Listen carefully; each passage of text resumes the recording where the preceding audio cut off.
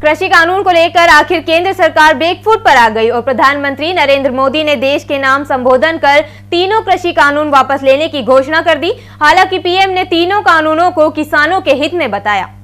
PM Modi ने कहा कि किसानों को बिल के बारे में समझाने का प्रयास किया, लेकिन सफलता नहीं मिली। इसीलिए अब इन कृषि कानूनों को वापस लिया जा रहा है।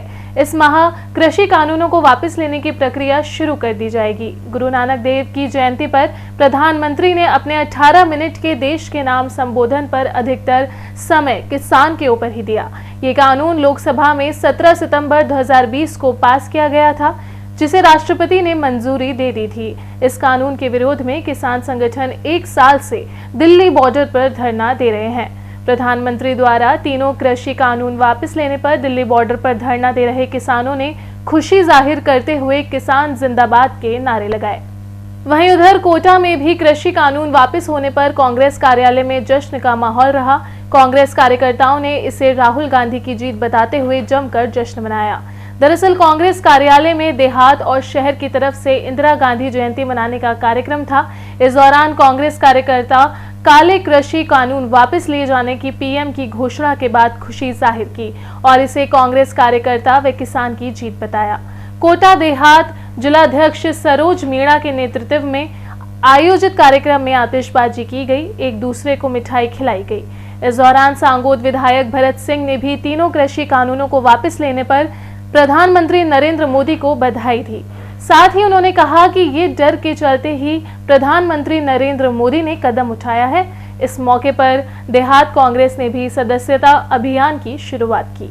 अभी आपके आने से पहले हमारी मीटिंग हुई थी, इंदिरा जी की जयंती पे पुष्प माला चढ़ाई और सभी हमारा निर्णय है कि जो ये 3 कृषि कानून जो मोदी सरकार ने अभी चुनाव के दबाव में इन्होंने ली है, तो इसके लिए हमने मिठाई भी बांटी है और जश्न भी मनाया, फटाके भी चले हैं। हम कांग्रेस पार्टी सदैव कांग्रेस किसानों के और गरीबों के और युवाओं के दलितों के साथ रही है और इस कांग्रेस पार्टी ने दबाव इसको जश्न मनाया और इसके लिए हमारी सदस्यता अभियान भी आज शुरुआत है।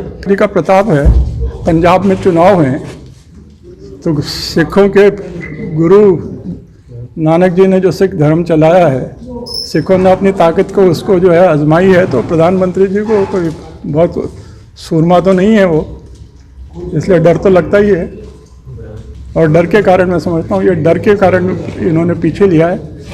भगवान ने इनको सद्बुद्धि दी, उसके लिए भी हम आभार कि चलो ये आई तो उसी दिमाग में। वहीं किसान सर्वोदय मंडल से जुड़े किसानों और पदाधिकारियों ने भी आंदोलन की सफलता के लिए एक दूसरे को धन्यवाद दिया है।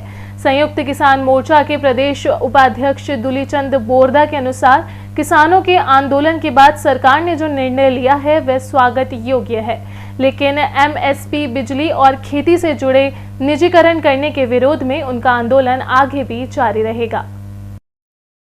प्रधानमंत्री मोदी जी ने आज 3 कृषि काले कानूनों को वापस लेने की घोषणा की है।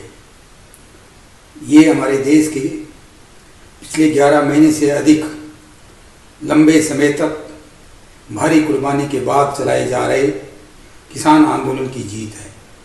हम इसका स्वागत करते हैं, लेकिन हमारी लड़ाई आगे भी किसानों को बचाने के लिए जारी रहेगी। अभी एमएसपी का सवाल है, अभी बिजली कानून का सवाल है।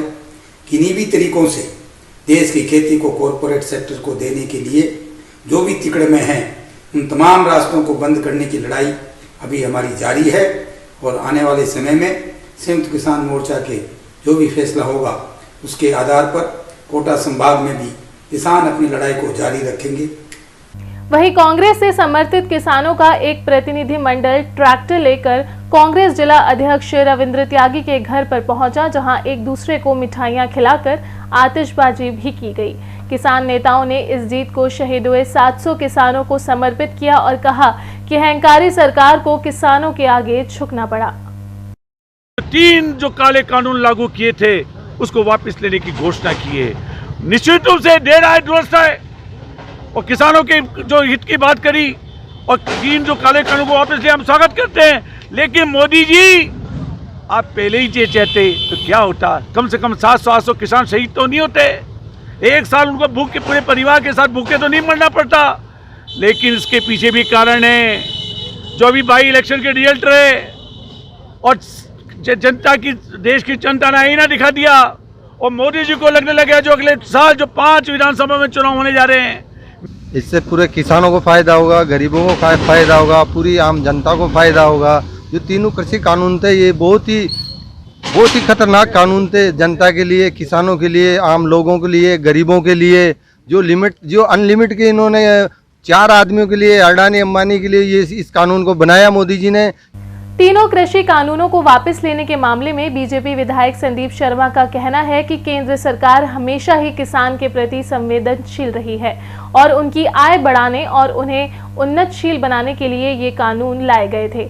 इन कानूनों में जो भी कमियां रह गई हैं उसमें किसानों को साथ लेकर उनकी राय के अनुसार सुधार करके किसानों को साथ लेकर उन्हें उन्नतशील बनाने के लिए लागू किया जाएगा। किसान हितैषी सरकार है और केंद्र सरकार का प्रयास है कि देश के किसान की आय दुगनी हो, वो सक्षम हो, वो समृद्धशाली बने।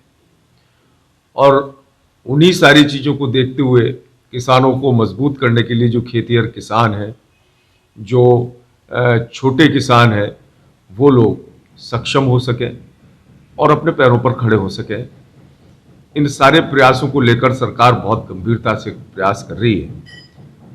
और यही कारण है कि सरकार ने जो 3 बिल जिनमें उनको लगा कि किसानों का हित, इन बिलों के साथ साथ इसमें थोड़ा सा संशोधन करने का है।